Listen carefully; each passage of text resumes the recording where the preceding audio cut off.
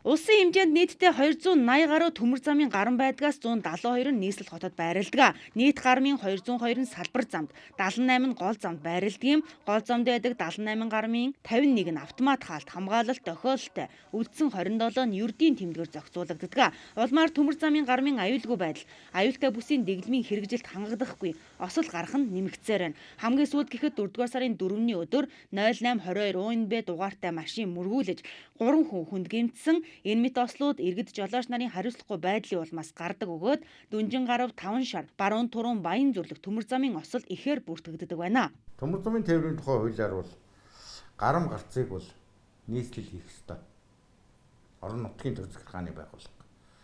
Тэр хийсэн гарам гарцуудын хооронд хашаажуулах асуудал, хорио хамгаалалт хийх асуудал, төмөр замын компани асуудал. Харамсалтай нь одоо манай Улаанбаатар хотод ийм одоо ижил хүч төвчний гарц гармууд бол сүүлийн жилүүдэд одоо энэ